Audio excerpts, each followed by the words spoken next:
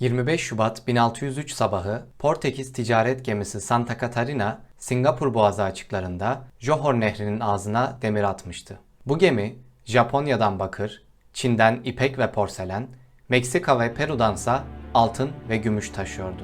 Kaptan Sebastiano Serrao, aylar süren yolculuğunun bitkinliğiyle gözleri ufka dalmış, taşıdıkları bu çok değerli ticari malların Avrupa pazarında satılacağı günün hayalini kuruyordu. Ancak yorgun Portekizli kaptan ne biraz sonra kendilerine karşı gerçekleşecek saldırının ne de bu saldırının dünya tarihini kökünden değiştireceğinin farkında değildi.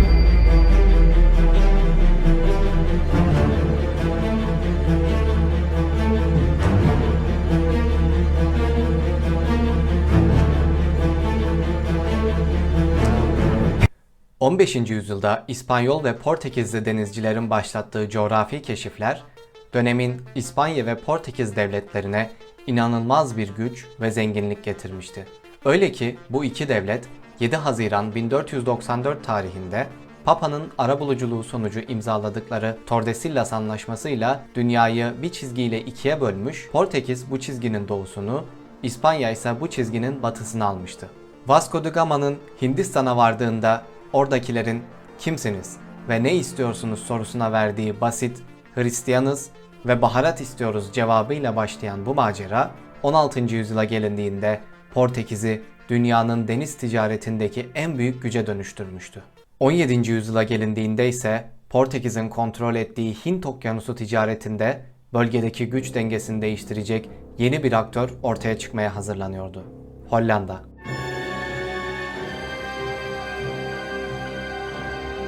Hollandalılar 16. yüzyılda İspanya'ya bağlı şehir devletleri halinde yaşıyorlardı. Coğrafi konumlarının avantajları ve ticarete getirdikleri inovasyonlarla Hollandalılar bu dönemde Avrupa iç ticaretinde çok önemli bir rol üstlenmişti. Hollanda adeta Avrupa'nın mal dağıtım merkezi haline gelmişti. Bu ticaret sayesinde zenginleşen Hollandalılar 1581 yılında İspanya Kralı II. Felipe'nin talep ettiği ağır vergileri ödemeyi reddederek bağımsızlıklarını ilan ettiler. Buna karşılık II. Felipe İspanyol limanlarını Hollandalılara kapattı. İspanya ile aralarındaki ticaret Hollandalıların en büyük gelir kaynaklarından biriydi. Dolayısıyla bu durum Hollandalılara dünya ticaretine girişmekten başka çare bırakmıyordu. Ancak dünya ticaretine açılmak demek savaş ve büyük maliyetli savaş gemileri demekti. Böylece Hollandalılar 1602 yılında dünyaya açılıp koloniler kuracak Hollanda Doğu Hindistan Ticaret Şirketi'ni kurdular. Ancak 25 Şubat 1603'te öyle bir olay yaşandı ki bütün Avrupa Hollanda Doğu Hindistan Şirketi'ni konuşmaya başladı. O gün Hollandalı amiral Jacob van Heemskerk, Singapur Boğazı açıklarında demirleyen, taşıdığı çok değerli ticari mallarla 1500 ton ağırlığındaki Portekiz ticaret gemisi Santa Catarina'ya bir tuzak kurmuştu. Bu geminin taşıdığı ticari malların değeri 3 milyon Hollanda guldeninin üzerindeydi. Bu dönemin İngiltere'sinin bir yıllık kamu harcamalarına denk demekti. Amiral Heemskerk, bugünün Güney Malezya'sında kurulmuş bir Müslüman sultanlık olan Johor Sultanlığı'nın prensi Raja Bongsu ile anlaşmış, birlikte Santa Catarina'ya bir tuzak kurmuşlardı. O sabah Johor ve Hollandalı gemiler iki koldan Santa Catarina'ya saldırıya geçti. Beklemediği anda saldırıya uğrayan geminin kaptanı Sebastiano Serrao, kırmızı bayrağın çekilmesini emretti. Bu, son adama kadar savaşıp teslim olunmayacağı anlamına geliyordu. Santa Catarina saldırgan gemilere kıyasla daha büyüktü. Serrao blokajı yarıp saldırıdan kaçmayı denedi. Heemskerk gemiyi batırmak niyetinde değildi. Askerlerine "Kendi ganimetimizi kendi toplarımızla yok etmeyelim" emrini verdi. Hollandalı topçular da Santa Catarina'nın büyük yelkenlerine nişan aldılar. Yelkenleri hasar gören büyük gemi Santa Catarina istediği manevrayı yapamadı.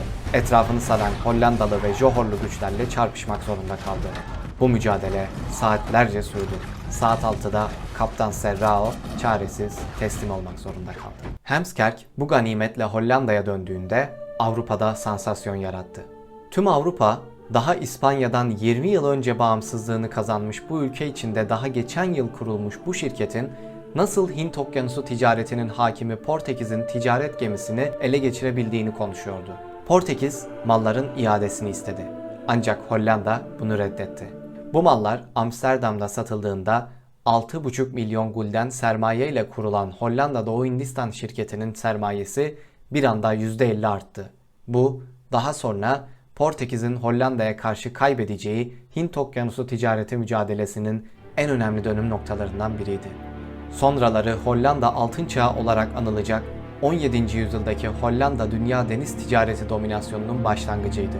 Ayrıca bu olay hukuki açıdan Avrupa çapında sonraki 10 yıllar boyunca tartışılacak ve böylece uluslararası ilişkilerde uluslararası hukuk ve deniz hukuku alanları ortaya çıkacak ve bu alanların etkisi günümüze kadar gelecektir.